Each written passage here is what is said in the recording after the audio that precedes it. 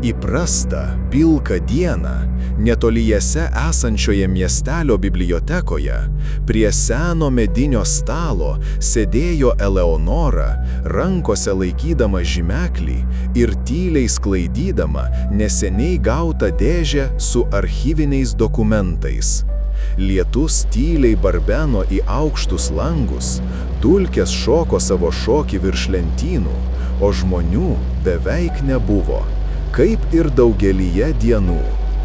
Dėžė atkeliavo iš uždarytos senosios mokyklos. Surinkti dokumentai, knygos, netgi keli vaikų sąsiuviniai su kreivomis raidėmis. Ji nemėgo skubėti. Kiekvienas puslapis, kiekviena knyga galėjo paslėpti dalelę pamirštos tiesos. Ir jos pirštai užkliuvo už kažko kitokio. Tai buvo plona, ranka rašyta knyga be pavadinimo. Viršelis tamsios, nelygios odos, padengtas vos matomais įbrėžimais.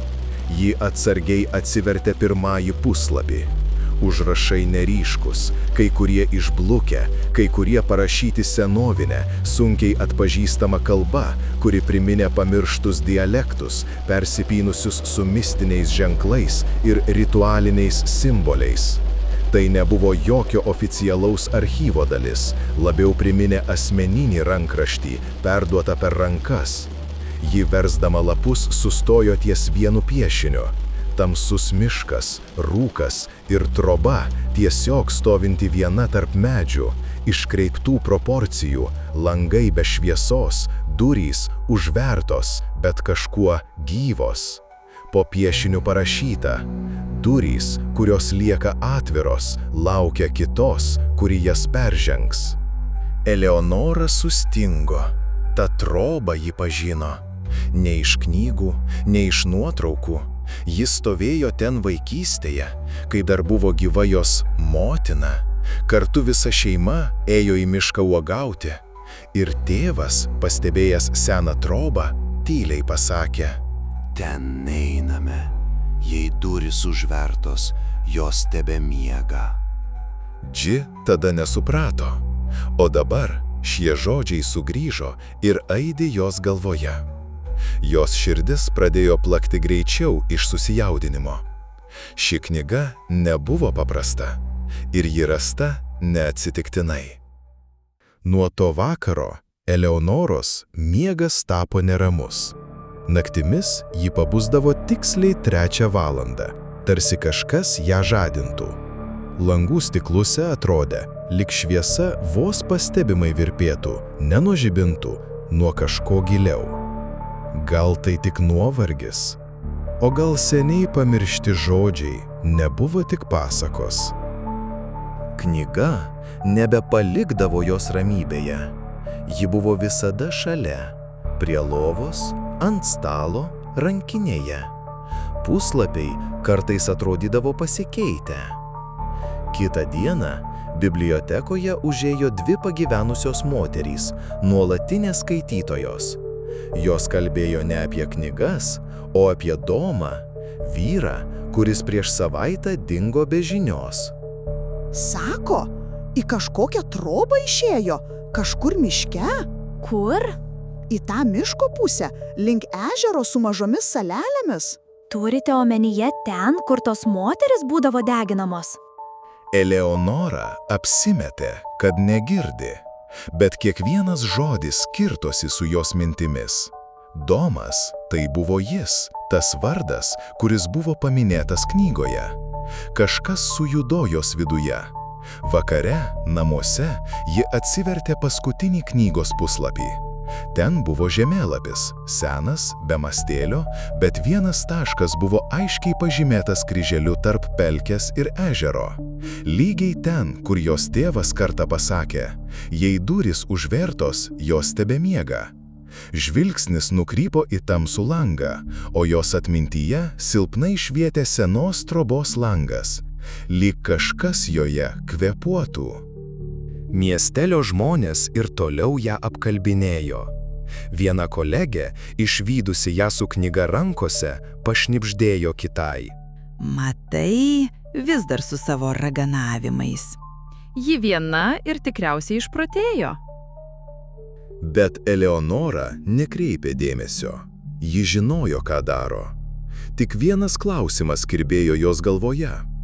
Jei visą gyvenimą vengia tos trobos, kodėl dabar ji atrodo tokia pažįstama? Pasiryžusi išsiaiškinti, kas iš tikrųjų vyksta, Eleonora tyriai įsidėjo knygą į maišelį, užsidėjo šiltą paltą ir išėjo iš namų. Oras buvo tirštas nuo drėgmės. Naktis buvo šviesi, bet nerami. Lyg pati gamta būtų sulaikiusi kvėpavimą. Kelias į mišką nebuvo pažymėtas, tačiau jos kojos pačios vedė ją tarsi pažinotų.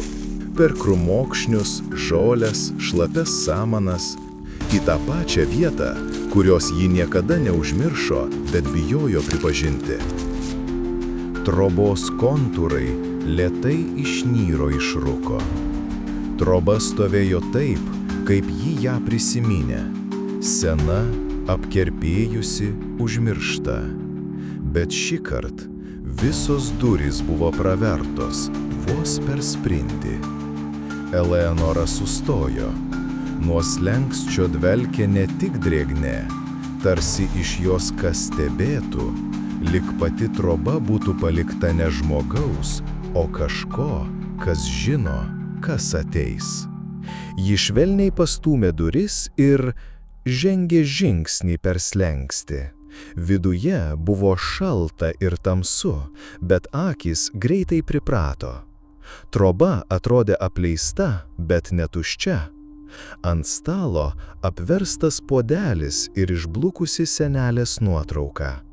Kambario viduryje supamas krėslas sustingęs amžinybėje. Ant grindų tamsi dėmė, tarsi išdžiūvęs skystis, gal arbata, o gal ir ne. Ji perėjo į kitą kambarį, visos durys buvo pravertos. Kažkas čia arba išėjo, arba liko viduje ir paliko atviras landas kvietimui. Jos žvilgsnis sustojo ties aukšta spintelė kampe, vos matoma iš svetainės. Ant jos senas pintas krepšys pasislėpęs dulkėse. Ji užlipo ant kėdės ir ištiesusi ranką paėmė pintinę, kuri pasirodė pakankamai lengva. Atvėrus pintinę, pasklido kvapas, kaip vaikystėje močiutės skrynioje, bet su kažkuo rūgščiu, gyvu. Viduje džiovintos žolės, samanos ir po jomis mazgelis iš tamsiai raudono audiniu, surištas sena moters plaukų sroga. Ta akimirka, kai Eleonora jį paėmė, per kūną nusirito šaltis, toks stiprus, kad oda pašiurpo nuo sprando iki kulnų. Akis išsimplėtė, kvėpavimas sustojo ir tada galvoje vaizdiniai. Ugnis! Moterų veidai švarūs, bet išsigandę. Vaikas, laikantis krauju aptaškytą vainiką. Miškas, šnabždantis be žodžių. Juodomis akimis mergaitė, stovinti prie durų, ištiesta ranka. Ir balsas, tylus, bet ne jos. Tu viena likai. Tu dabar durys. Eleonora nesuprato, kaip nukrito. Lyg kažkas ją išplėšė iš tikrovės, apgaubė tamsa, negąsdindama, o reikalaudama. Kai atsimerkė, gulėjo ant grindų, rankose vis dar laikė mazgelį. Viskas atrodė taip pat, bet kažkas joje jau buvo kita. Eleonora parėjo namo gerokai po vidurnakčio. Miestelis miegojo, langai tamsūs, gatvelės tuščios. Tik jos namuose švietė silpna šviesa, palikta tyčia, tarsi norint išlaikyti bent vieną pasaulio kampą nekintanti. Jausmas viduje keistas, nei baimės, nei nuovargio. Vonioje Ji priėjo prie veidrodžio, pažvelgė į save, pavargęs veidas, išsausėjusios lūpos, šiek tiek paraudusios akys. Viskas lyg ir normalu, kol nepakreipė galvos. Jos atspindys kiek vėlavo, o viena ranka, kurią ji kėlė prie veido, veidrodyje liko sustingusi, nepriklausoma nuo jos valios. Ji pakėlė plaukus nuo sprando ir pastebėjo ploną tamsią liniją, tarsi suodžių dryžį, vinguruojantį link stuburo, kurios nebuvo ten vakar. Pabandė ją nutrinti, bet ji buvo po oda. Eleonora atsisėdo ant sofos. Name buvo tylu. Jausmas, tarsi kažkas stebėtų iš po grindų. Ir tada knyga iš jos rankinės pati išslydo ant grindų. Tarsi kvietimas atsivertė puslapis, tas pats, kur buvo trobos piešinys. Bet dabar papildytas dar vienu įrašu, plona, išblūkusią rašyseną. Durys dabar tavyje, laikas joms atsiverti.